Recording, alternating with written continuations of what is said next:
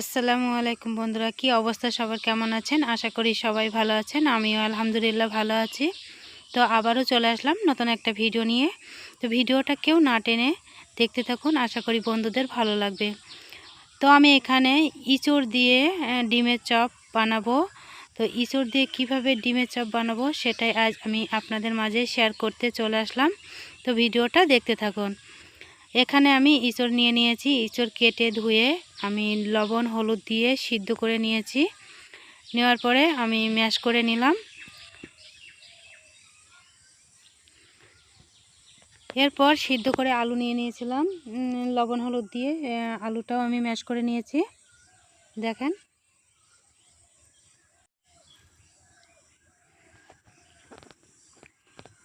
কাঁচা লঙ্কা কুচি দিয়ে দিলাম, ধনিয়া কুচি দিয়ে দিলাম। এরপর পেঁয়াজ কুচি করে নিয়েছি, সেটাও দিয়ে দিলাম।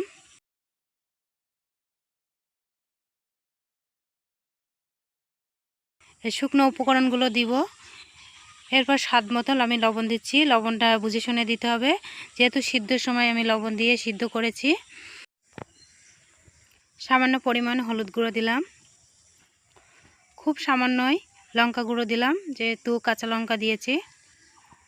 এরপর একটু মিট মশলা দিয়ে দিলাম।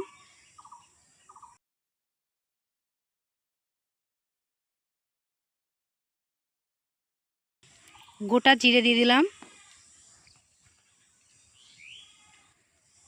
এক সাইডে রেখে এদিকে একটা আমি ব্যাটার বানিয়ে নিচ্ছি। এখানে আমি বেসন নিয়ে নিয়েছি, পরিমাণ মতো লবণ দিয়ে দিচ্ছি, সামান্য হলুদ গুঁড়ো দিয়ে দিচ্ছি, সামান্য লঙ্কা গুঁড়ো দিয়ে দিচ্ছি। বেসনের সঙ্গে আমি মশলাগুলো মিশিয়ে নিচ্ছি। মিশানো হয়ে গিয়েছে। এবার আমি অল্প অল্প করে পানি দিয়ে ব্যাটারটা বানিয়ে নিব।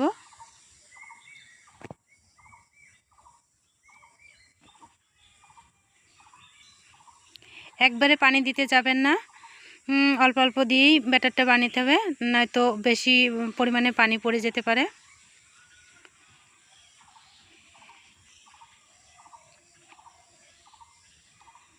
বানানো হয়ে গেছে, দেখেন ঘনত্বটা ঠিক এরকম রাখছি।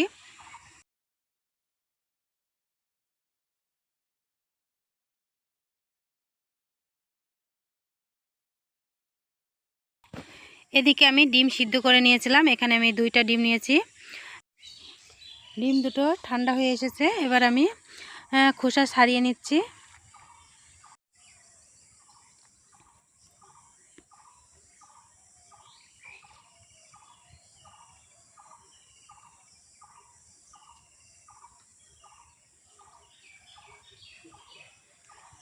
ডিম থেকে খোসা ছাড়িয়ে নেওয়া হয়ে গিয়েছে। এরপর আমি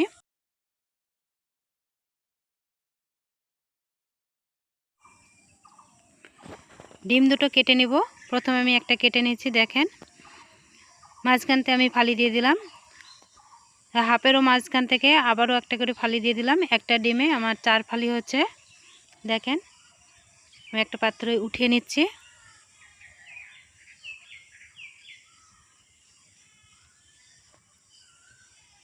এই ডিমটাও আমি একই রকম করে কেটে নিব।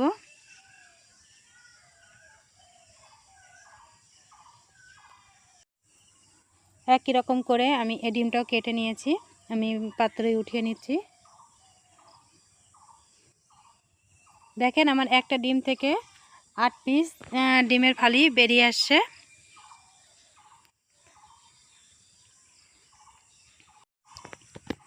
এরপর আমি ইঁচড় আলু যে মশলাপাতিগুলো দিয়েছি সবগুলোর সাথে একসাথে ভালোভাবে মেখে নিব। এভাবে হাত দিয়ে ভালোভাবে মেখে নিচ্ছি। ভালোভাবে ম্যাশ করে নিতে হবে, গোটা গোটা যাতে না থাকে।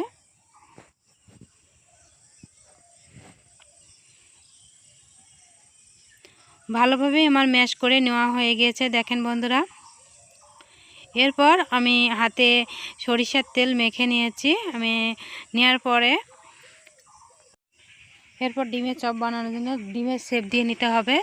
তো আগেই আমি পুর হাতে নিয়ে নিয়েছি, নিয়ে এভাবে পাতলা করে নিয়ে তারপরে আমি ডিমের পিসটা দিয়ে দিলাম। দিয়ে আবারও আমি আরেকটু পুর নিয়ে এভাবে উপর থেকে দিয়ে হাতের সাহায্যে আমি শেপ দিয়ে নিচ্ছি এরকম লম্বা সাইজের।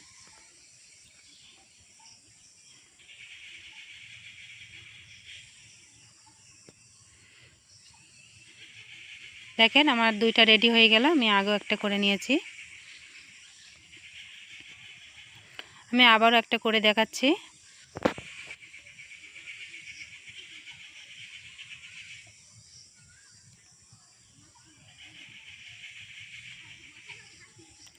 একই রকম করে সবগুলোই আমি তৈরি করে নিব।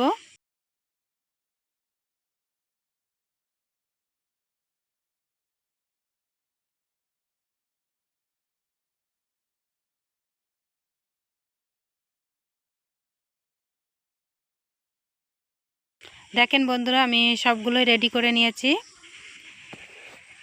এরপর আমি ভেজে নিব।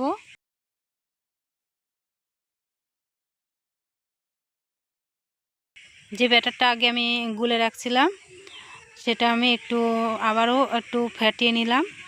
ফাটিয়ে নেওয়ার পরে তেল এদিকে গরম করতে বসিয়ে দিয়েছিলাম। তেল গরম হয়ে এসেছে। তারপর আমি ব্যাটারের ভেতরে আমি ডিমের চপটা ছেড়ে দিয়ে চামচের সাহায্যে এভাবে আমি তেলের মধ্যে ছেড়ে দিচ্ছি এক এক করে। দেখেন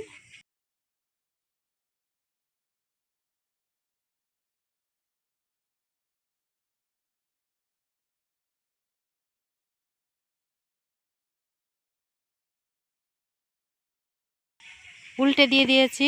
এক পিঠ হয়ে এসেছিলো, আমি উল্টে পাল্টে আমি ডিমের চপগুলো ভেজে নিচ্ছি।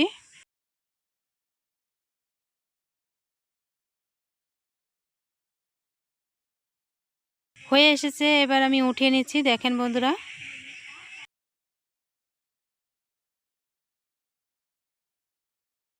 ইঁচড়ের সিজন এসেছে। বন্ধুরা মিস করবেন না, এরকম ইঁচড় দিয়ে ডিমের চপ বানিয়ে খেয়ে নেবেন, দারুণ লাগবে খেতে। ইঁচড় দিয়ে ডিমের চপ রেসিপিটা আমার বন্ধুদের কাছে কেমন লেগেছে অবশ্যই কমেন্ট করে জানাবেন। ভালো লাগলে লাইক কমেন্ট শেয়ার করে দিবেন। আর সবাই ভালো থাকবেন। আল্লাহ হাফেজ।